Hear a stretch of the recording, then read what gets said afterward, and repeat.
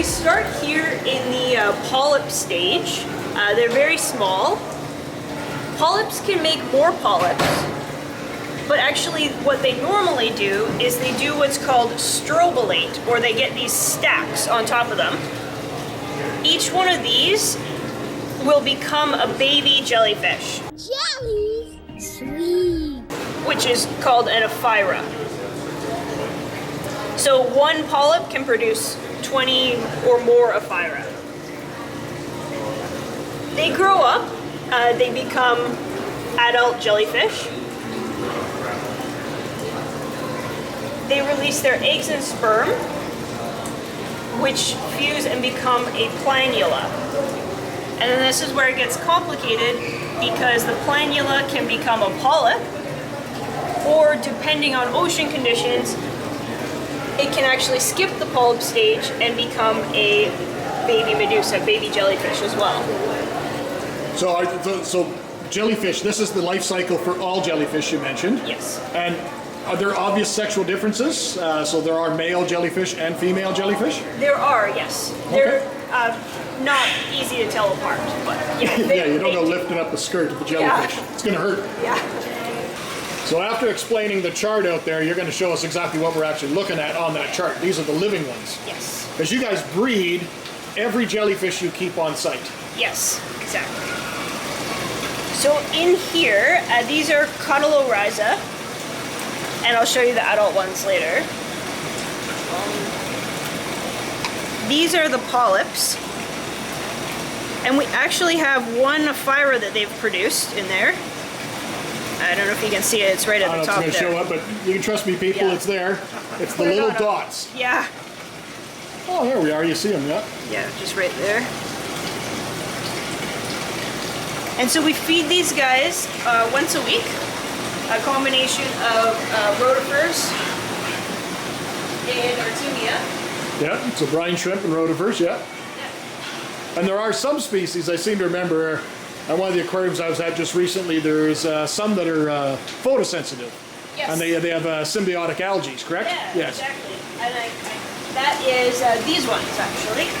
So the polyps are in here for the mystigius, which are one of the photosensitive type.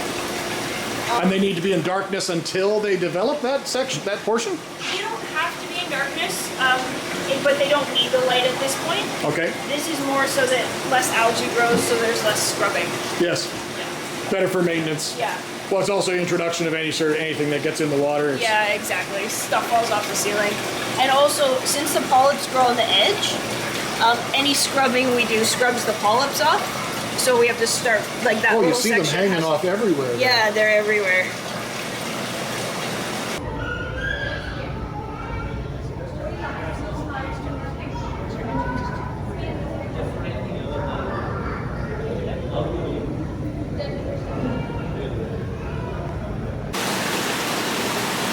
So the ones we're looking at here, these are a Japanese sea nettle, just to give you an indication of how fast some of these species can grow. These ones are, Jena says, these ones are only 4 months old. Now, is there a reason that there's a real discrepancy in size? Is it, like Lee and I are both cichlid keepers, often male cichlids grow at a much faster rate. Is there anything indication of this? That is a great question and a possible theory, but we don't really know. Oh, okay. They were all from the same birth event, so I don't know why some have grown more and some have grown less. So when those little containers, once they produce ephyra, We move them over here to these beakers. They can't go into flowing water yet because they will not be able to swim against the current and they will get stuck to the screen. So we have in here the Cotyloryza, which were the ones that we saw the polyps of. And the beakers are maintained in this water, so it's completely environmentally climate controlled. Exactly, Right. yeah. Yeah, and we've got like a temperature probe and everything on here, so if it drops, there'll be an alarm. Those Cotyloryza, these are now the adult form. So these ones are theoretically ready to go on display, should we need. Exactly. On these aquariums, I've noticed that all the aquariums all have that shape to them. These are all, I believe they're called Kessel tanks? Chrysal. Chrysler? Yeah. Okay. So if they have it on the bottom and the top, they're called chrysal. And if they just have it on the bottom, they're called pseudo-chrysal. Okay. And that's to keep them in constant motion because, unbeknownst to some people, jellyfish can't swim. They're totally dependent on the currents of the oceans to move them around. Exactly. Our day is we do temperature checks and exhibit checks. So we're looking for basically everything. Is there too much bubbles in the water? Because jellies hate bubbles. They'll just make them float to the surface. They won't be able to feed. Exactly. Yeah. They get stuck, and then actually the bubble, they're so delicate, the bubble can like work its way through the bell and make a hole. Oh, okay. Yeah, it seems crazy, but like that. Yeah, that's how delicate they are. So we're looking for anything with bubbles, any jellies that got stuck, any exhibits that are particularly dirty that we're going to clean that day. Up to the next size of exhibit because they're getting big enough. So if I plunged my hand in there, good times? Totally fine. Like I picked them up with my hand. Disappointment.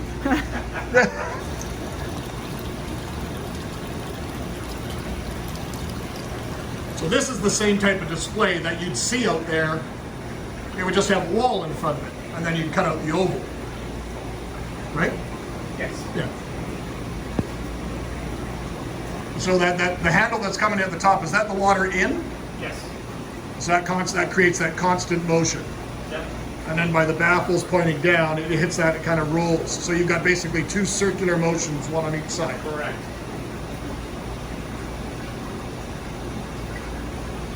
You know, just any home aquarist could have one of these in their house. Oh, sure. It's made out of what, 1.5-inch cell cast acrylic? Oh yeah, there's that.